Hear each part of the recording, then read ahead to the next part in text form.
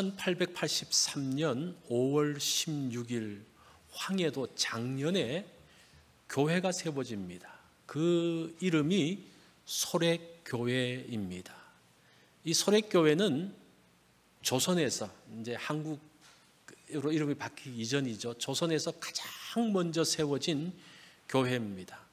1885년에 언더우드 선교사님하고 아펜젤러 선교사님이 오셨기 때문에 그분들이 오시는 것보다 2년 전에 이미 한국인들에 의해서 교회가 세워졌습니다.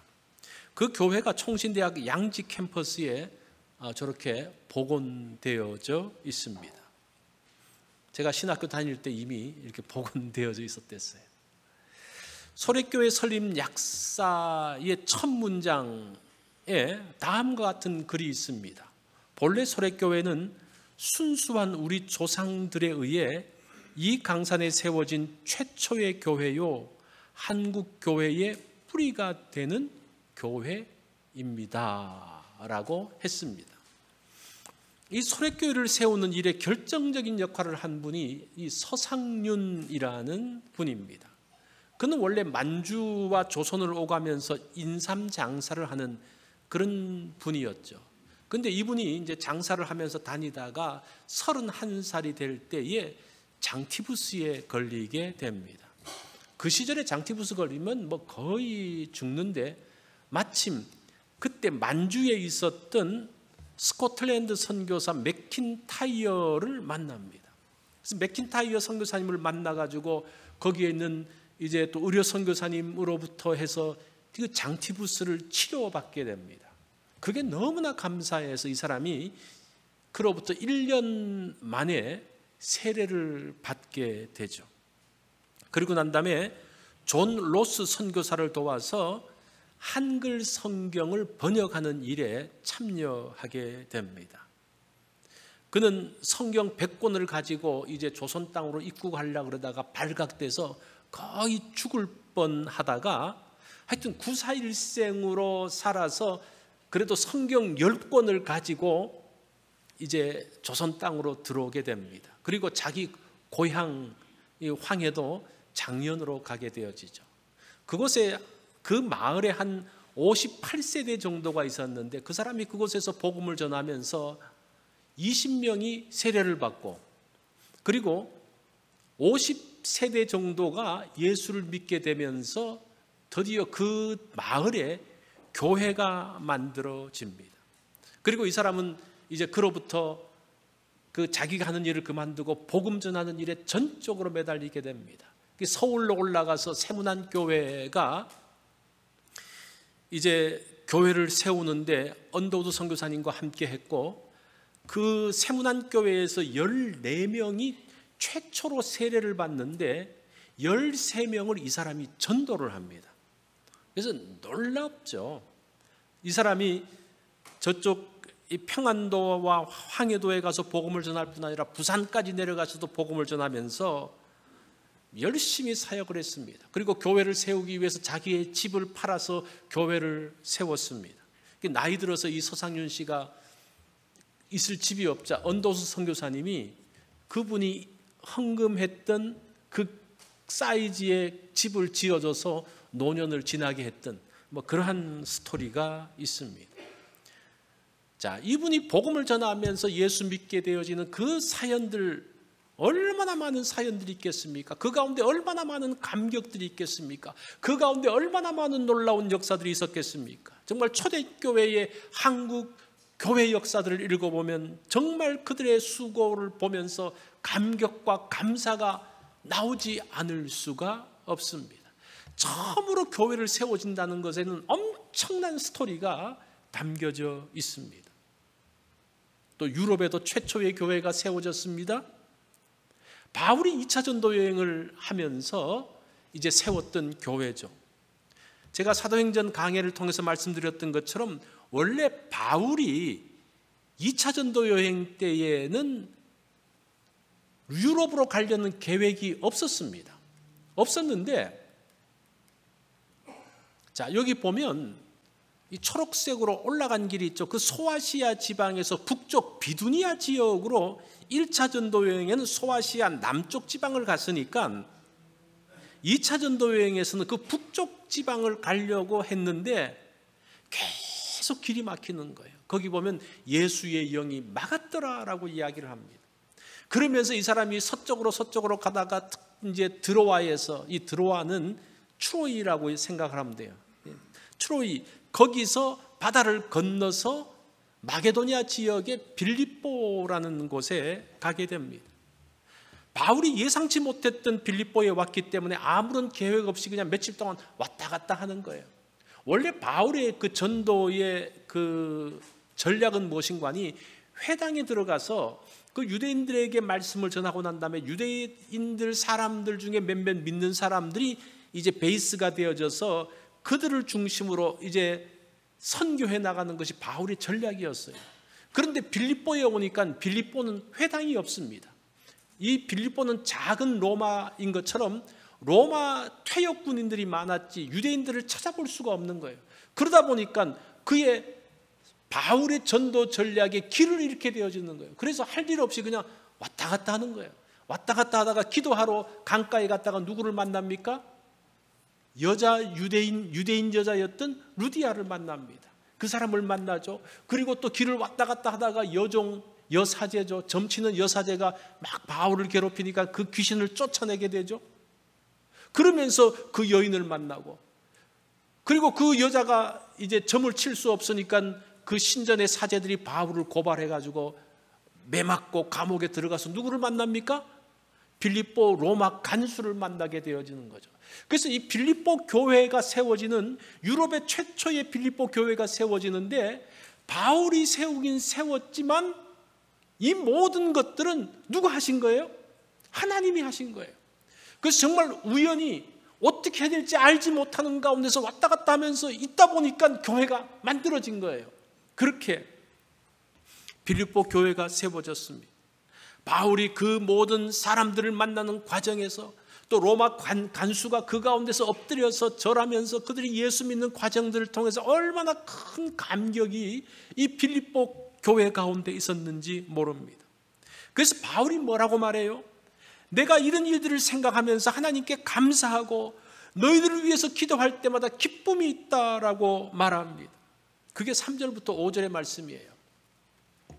내가 너희를 생각할 때마다 나의 하나님께 감사하며 간구할 때마다 너희 무리를 위하여 기쁨으로 항상 간구함은 너희가 첫날부터 이제까지 복음을 위한 일에 참여하고 있기 때문이라.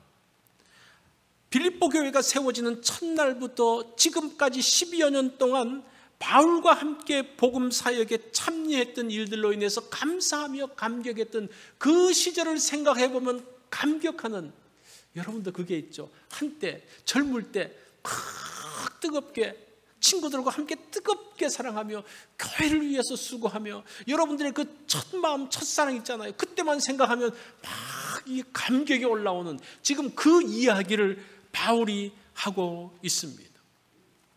빌립보 교회가 어떻게 바울과 함께 복음 사역을 했는지를 7절 중간쯤 소개를 합니다. 7절을 보니까 다 같이 한번 읽어볼까요? 시작. 나의 매임과 복음을 변명함과 확정함에 너희가 다 나와 함께 은혜에 참여한 자가 됨이라. 나의 매임에, 바울은 복음을 위해서 감옥에 가죠. 여러 번 갔죠. 그때마다 함께 했다는 겁니다. 변명함과, 이 변명이라는 것은 변호를 이야기해요. 재판, 감옥에 가기 전에 그 재판하는 과정에도 빌립보 교회가 함께 했다라는 겁니다. 뿐만 아니라 복음을 확정함에, 한글 성경은 나의 매임과 복음을 변명함이라 되는데 헬라어는 그렇게 돼 있잖아요. 나의 매임과 변명함에, 내가 감옥에 있는 것과 감옥에 들어가는 그 과정에, 재판 과정에 너희들이 함께 했고, 이렇게 돼 있고, 복음이라는 단어는 확정함 앞에 있어요. 그래서 복음을 확정함에, 복음을 전하는 일에 너희가 함께 있었다라고 합니다. 그러면서 여기서 중요한 것이 무엇인가 하니, 나와 함께 은혜에 참여하는 자가 된다라고 말합니다. 이게 참여한다는 이 단어가 코이노니아입니다. 여러분 많이 들어보셨죠? 코이노니아. 이제 그것을 번역을 하면 교제. 그래서 우리가 코이노니아 그러면 같이 모여서 교제하고 차 마시고 또 음식을 같이 하기도 하고 뭐 그 정도 생각하는데, 사실은 이 코이노니아라는 단어가 어떤 뜻인가 하니, 고통을 함께 분담하는 파트너, 협력자로 경제적, 육체적, 정신적 부담을 함께 공유하는 사람이란 뜻이에요. 이게 빌립보 교회 성도들이 그냥 같이 교제하는 그 정도가 아니라는 거예요. 같이 차 한잔 마시는 정도가 아니라는 겁니다. 자신이 당했던 그 모든 고통, 힘든 일 가운데서 경제적으로, 육체적으로, 정신적으로 함께 아파하고 함께 힘들어했던 그 사람들이 바로 너희다라고 이야기합니다. 얼마나 감격스러운 이야기를 지금 하고 있습니까? 그래서 바울은 자신의 수고와 고통에 함께했던 일들을 생각하면 감격이 올라오는 거예요. 그러면서 뭐라고 이야기합니까? 내가 예수 그리스도의 심장으로 너희 무리를 어떻게 사모하는지 하나님이 내 증인이시니라. 예수 그리스도의 심장으로 너희 무리를 사모한다라고 말합니다. 바울이 빌립보 교회 성도들을 생각하면 맥박수가 올라가는데, 그 맥박수가 누구의 맥박수가 같다는 거예요? 예수님의 맥박수하고 같다는 거예요. 그들을 생각할 때마다 가슴이 두근두근거리는데, 그 두근두근거림이 누구의 두근거린 것 같다는 겁니까? 예수 그리스도의 두근거린 것 같다는 거예요. 지금 그게 예수 그리스도의 심장으로 너희 무리를 사모하고 너희들을 생각하고 사랑한다라는 말입니다. 이런 말 하나 자체에 뭐가 있는 겁니까? 그 가운데서 바울의 그 감격이 올라오고 있는 것을 볼 수가 있습니다. 그래서 제가 빌립보서 이제부터 강의를 시작하는데, 9월달과 10월달 동안 한 2달 동안 제가 빌립보서를 할 건데, 이제 시작하면서 첫 제목이 무엇인가 하니 감격과 기대예요. 감격과 기대. 그래서 바울이 그 빌립보 성도들을 생각하면서 어떻습니까? 감격이 확 올라오는 그 감격을 안고 지금 이 빌립보서를 쓰고 있습니다. 그러면서 바울은 감격으로 끝나지 않습니다. 이렇게 함께 했던 빌립보 성도들에 대한 기대가 있어요. 그 기대가 9절부터 11절까지 나오는 기도 내용에 포함되어져 있습니다. 사실은 그 기도 내용은 한 가지예요. 9절에 보니까 내가 기도하노라 너희 사랑을 지식과 모든 총명으로 점점 더 풍성하게 하사. 자, 너희 사랑을 지식과 총명으로 점점 더 풍성하게 되기를 원합니다. 그런 기도입니다. 빌립보 성도들을 사랑하는 마음이 있어요. 또 빌립보 성도들도 바울을 향해서 사랑하는 마음이 있습니다. 복음을 사랑하고 바울을 사랑하고 복음을 들어야 될 사람들을 사랑하는 그 사랑의 마음이 있습니다. 이 사랑은 정말 복된 거죠. 그런데 이 사랑이 점점 더 풍성해져야 되는데 뭐로 풍성해지냐? 지식과 총명으로 풍성해져야 한다는 겁니다. 그 당시에 그 헬라 사람들은 사랑 그러면 황홀경, 또 육체적 사랑, 뭐 그 정도로만 생각을 했어요. 감정적인 생각을 많이 하면, 사랑 그러면 그런 쪽으로 주로 에로스적인 사랑을 그들은 많이 생각했습니다. 마음 끌리는 대로 사랑하는 것, 내가 느끼는 대로의 주관적인 사랑, 그런 사랑은 문제가 생길 수 있습니다. 그래서 사랑은 반드시 지식과 총명으로 채워져야 한다는 겁니다. 지식이라는 것은 완전한 지식을 이야기하는 겁니다. 전체를 아는 지식이 있어요. 그래야지 사랑이 완전해집니다. 총명이라는 것은 분별력을 이야기합니다. 사랑할 때 분별력 없이 사랑하면요, 눈먼 사랑, 이게 굉장히 낭만적인 것 같은데 눈먼 사랑은 문제가 생길 수 있어요. 분별되지 않은 사랑은 열매가 없습니다. 아라비아의 로렌스라는 영화가 있습니다. 이 영화는 1차 세계대전이 한창이던 1918년 수에즈 운하를 두고 영국과 오스만 터키 사이에서의 그 전쟁이 일어났던 사건을 그 실화로 한 영화입니다. 당시 영국은 이 수에즈 운하를 차지하기 위해서 아랍을 전쟁에 끌어들여서 오스만 터키와 전쟁하게 만드는 일을 계획하고 있습니다. 그래서 영국의 정보부 소속인 로렌스 중위를 아랍에 파견합니다. 이 로렌스 중위가 이제 수에즈 운하를 건너가지고 그 당시 사막을 지배하고 있던 아랍 독립군 지휘관인 파이살 왕자를 만납니다. 그러면서 이제 그 사람을 설득해가지고 우리가 지금 오스만 터키를 앞부분을 칠 때니까 당신들은 오스만 터키의 뒷부분을 치십시오. 그러면서 양쪽으로 공략을 하게 됩니다. 이 작전은 성공하게 되어져서 이제 로렌스 중위는 영국과 아랍에 모두 영웅 대접을 받게 됩니다. 그러므로 인해서 그 전세가 바뀌어지게 되죠. 로렌스는 진심으로 영국을 사랑했습니다. 자기의 조국이기 때문에 영국을 사랑했습니다. 뿐만 아니라 그 아랍 사람도 사랑했던 사람이 이 로렌스입니다. 그런데 영국은 로렌스의 기대처럼 아랍과 친해지고 싶은 마음이 없었어요. 또 아랍 사람들도 영국하고 친해지고 싶은 마음이 없었어요. 단지 그냥 자기들의 이익 때문에 함께 연합했는데 이 로렌스는 자기가 정말 영국을 사랑하고 정말 자기가 아랍을 사랑하는 것처럼 영국과 아랍이 사랑한다라고 생각을 했습니다. 일은 성공적으로 끝났는데 결국은 이 두 나라가 서로 좋아하지 않으니까 일은 성공적으로 끝나고 결과는 아무런 결과가 없는 거예요. 그냥 수에즈 운하 빼앗은 것 외에는 아무런 결과가 없는 거예요. 두 나라 사이에 연합도 없고 아무것도 없습니다. 그러면서 이 로렌스 중위가 자기가 두 나라 사이에서 일회용으로만 사용되어지고 버림받았던 생각을 비로소 알게 되어지는 거예요. 그러면서 자신의 순수한 사랑과 열정이 조롱거리가 되어진 것을 보면서 굉장히 괴로워합니다. 그리고 영국에 돌아와서 그 좌절감을 견디지 못해서 오토바이를 타고 광적으로 달리다가 교통사고로 죽게 되어지는 것으로 이 영화가 끝나게 되는 거예요. 그러니까 이 영화의 스토리가 무엇인가 하니 그 순수한 사랑이 조롱거리로 되어지는, 이 로렌스는 사랑은 있었지만 지금 국제정세가 어떻게 돌아가는지에 대한 지식은 없었어요. 어떤 그것에 대한 통찰력은 없었습니다. 우리가 사랑하면서 상처받는 이유가 뭡니까? 바른 지식이 없기 때문입니다. 분별력이 상실된 사랑은 사람들에게 조롱거리가 되어집니다. 그러면서 극심한 상처를 받게 됩니다. 우리가 사랑할 때도 이 두 가지 부분들이 함께 가지 않으면요, 그것이 굉장히 순수한 사랑이라고 본인은 말할지 모르지만 나중에 그것이 조롱거리가 되고 그것 때문에 자신이 큰 상처를 받게 되어진다는 거예요.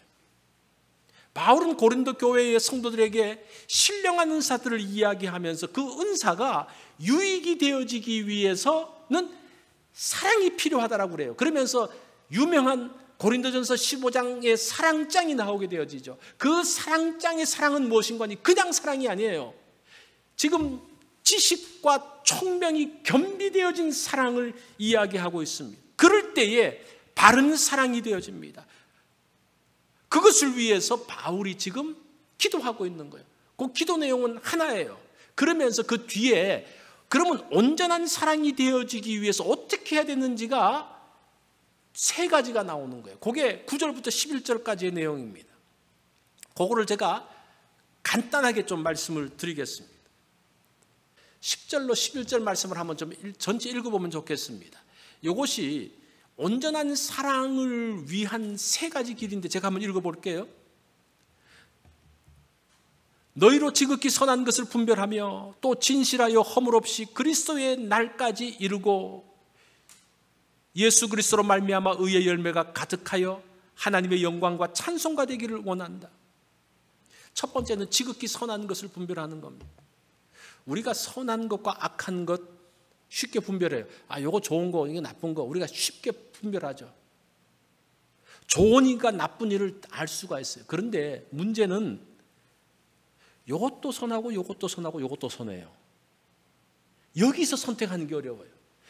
이것도 좋고 이것도 좋고 이것도 좋은데 이 중에서 가장 좋은 게 무엇인지를 선택하는 것, 그게 지극히 선한 것을 분별하는 겁니다. 이게 어렵죠. 우리가 가성비라는 말을 듣잖아요. 가성비. 우리가 좋은 물건을 사려면요, 일단 비싼 거 사면 좋은 거예요. 그죠? 비싼 거 사면 좋습니다. 그런데 그 비싼 거 사려고 하는데 돈이 모자라요. 그럼 어떡합니까? 그 다음부터 이제 따져야 되는 거죠.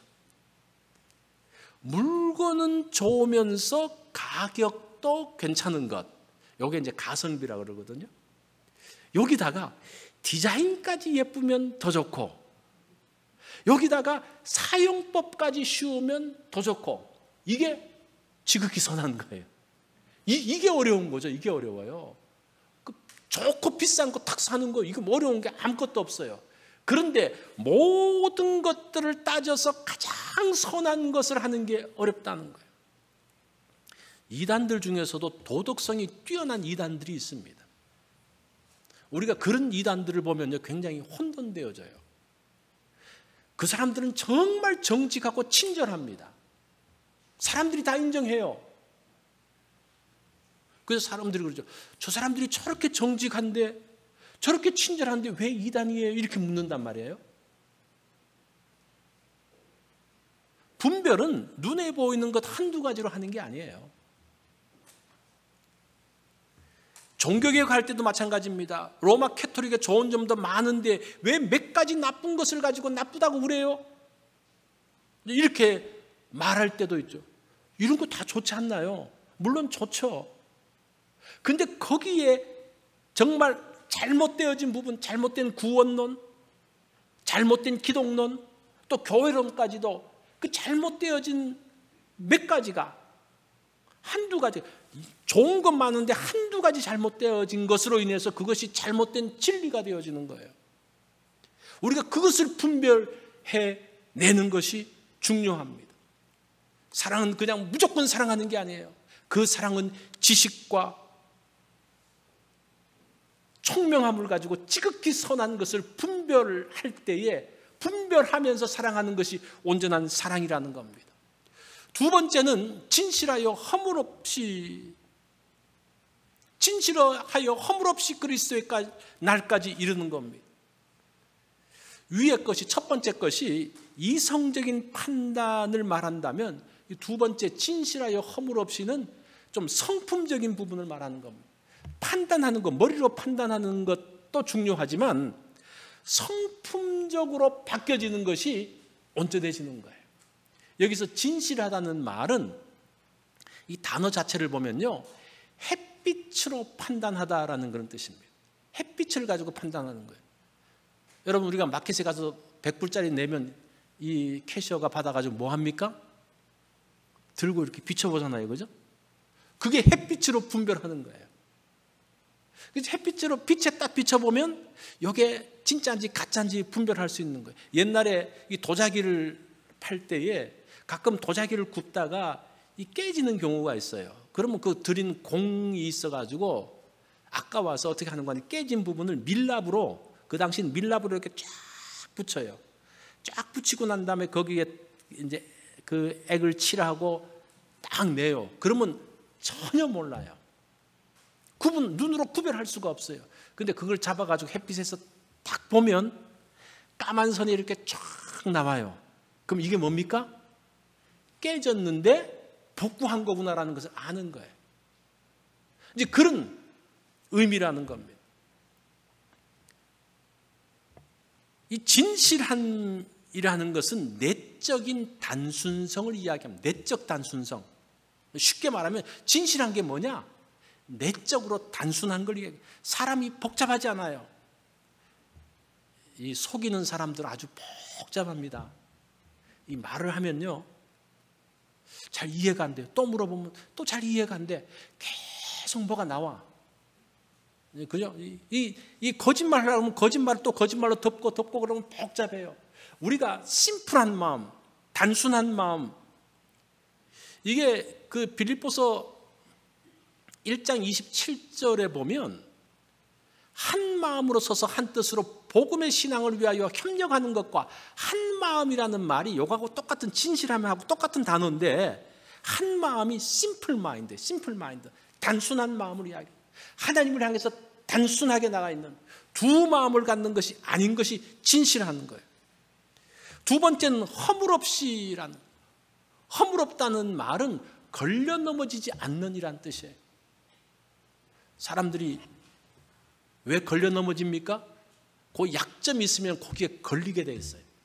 꼭 걸리는데 걸려요. 넘어지는데 넘어져요. 그 사람의 여러 가지 한 사람의 여러 가지 모습 가운데서 한쪽 부분이 약한 부분이 있어요.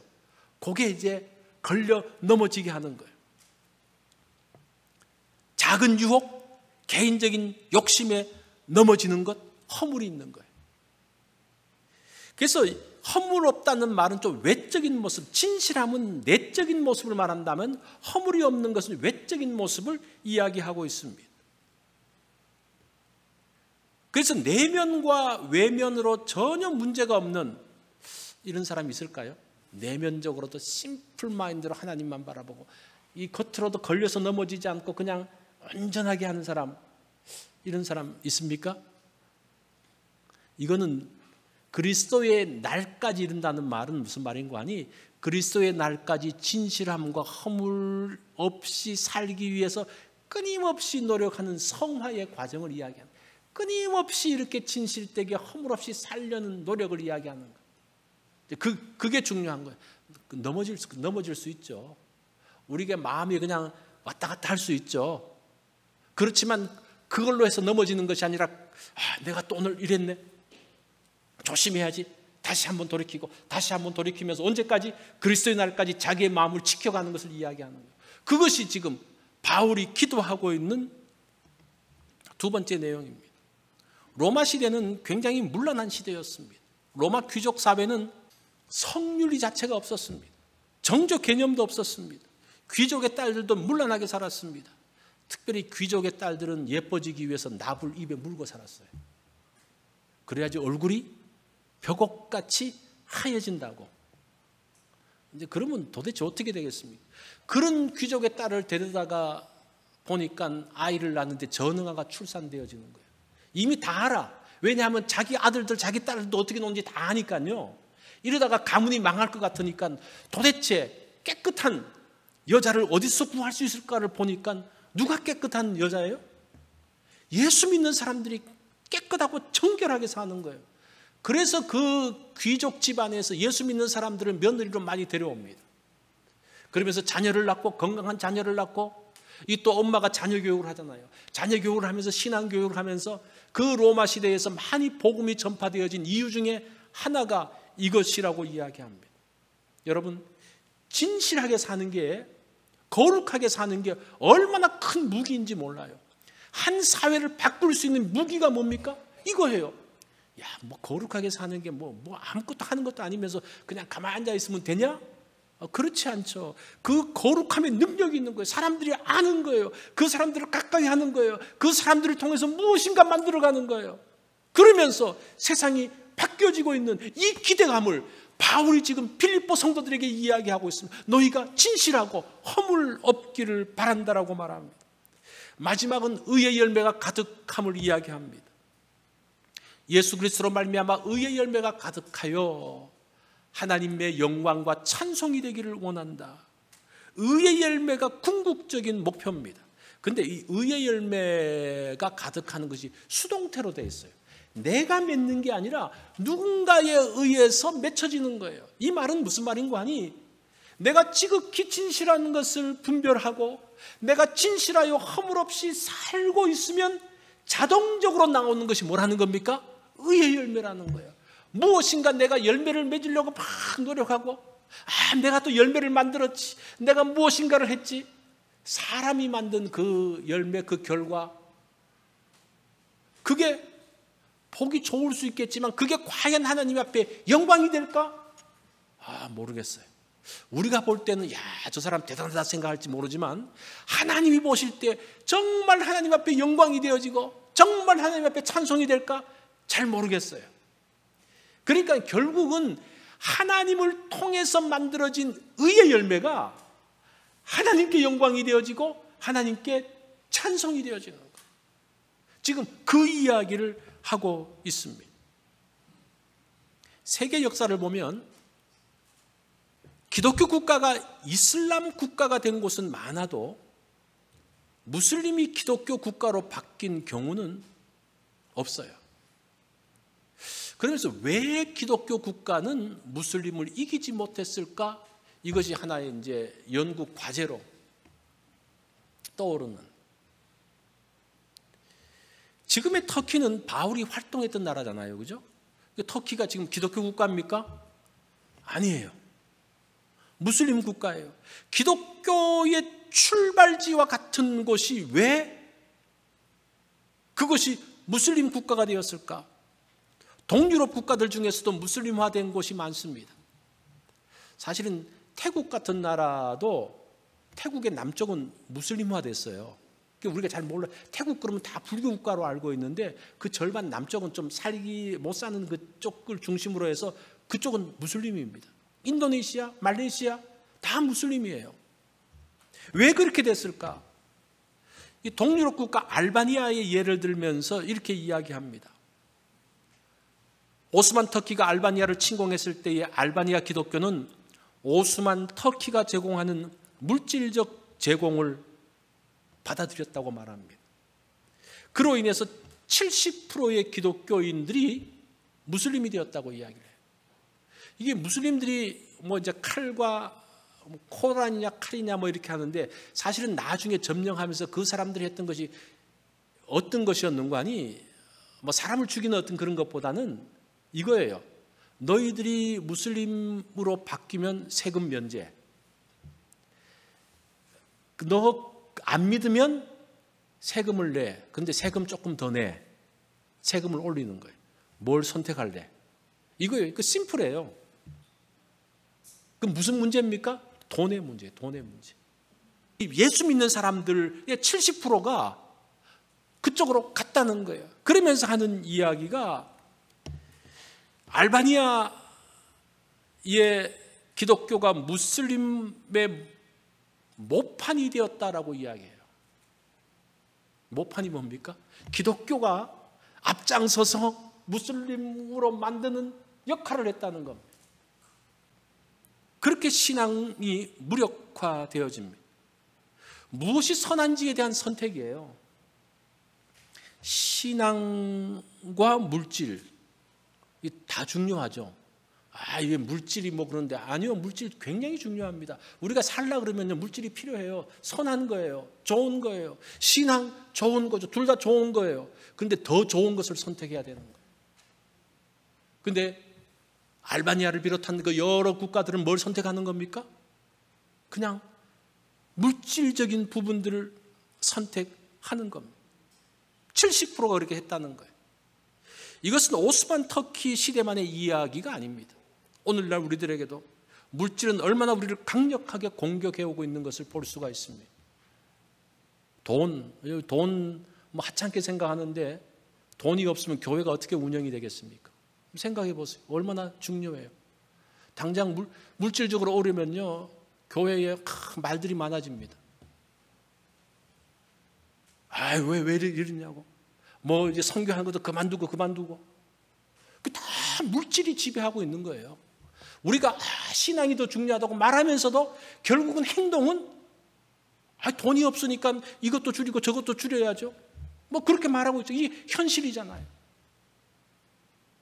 그러니까 우리가 생각하는 부분들을 하고 실제 말하는 것은 다르다는 거예요. 로마 시대의 쾌락도 방심한 우리의 뒤편을 치고 있습니다. 얼마나 그 쾌락적인 것이 우리에게 가까이 다가오는지 몰라요. 사실은 이 쾌락을 중심으로 해서 엄청난 돈들을 버려들이고 있습니다. 그러니까 사람들이 그거를 안 할 수가 없는 거야. 돈 벌려고 그걸 하는 거예요. 편리함이 우리에게 태클을 걸면서 허물 있는 사람으로 만듭니다. 이 편리한 거를 따라가는 시대잖아요. 이런 것들이 다 우리를 넘어지게 만드는 허물 없이 허물을 만들게 하는 것들, 이런 것들이에요. 우리가 진실함에 대한 이야기, 지극히 선한 것을 분별하는 것들, 이런 것들 다 우리가 좋아하는 것들이죠. 그 가운데서 과연 내가 어떤 선한 것을 따르고 어떤 것이 지극히 선한 것인 줄을 아는지, 그것을 따라서 그것을 선택해서 가야 한다는 겁니다. 이런 시험을 이겨내야 됩니다. 이게 바울의 기도 제목이에요. 그래서 이런 온전한 사랑, 주님을 향한 온전한 사랑을 가진 성도들이 될 것을 기대하면서, 사랑이 온전한 사랑이 되어야 되는데 이 세 가지 부분, 그것을 위해서 기도한다는 겁니다. 바울은 빌립보 성도들의 모습을 기억하면서 감격합니다. 뿐만 아니라 그 감격이 무너지지 않고 계속될 것을 기대하면서 기도하고 있습니다. 사실은 오늘날 우리의 그 신앙의 여정도 이 두 가지예요. 두 가지. 그 감격, 예수 그리스도로 인한 감격이 우리의 신앙의 동력이 되어집니다. 그렇죠? 그 감격 때문에, 그 감격, 그 사랑, 그 은혜를 알기 때문에 우리가 신앙생활을 해나가잖아요. 근데 이것으로 충분하지 않다는 거예요. 우리가 앞으로 어떻게 끝까지, 그리스도에 오실 때까지 끝까지 나아가게 해야 될 그 기대감, 그 기대감을 위해서 무엇을 향해서 온전한 사랑을 위해서 나가야 될 것을 말하고 있습니다. 이것이 빌립보서 전체를 통해서 우리에게 주시는 말씀입니다. 그 말씀이 뭐예요? 감격과 기대입니다.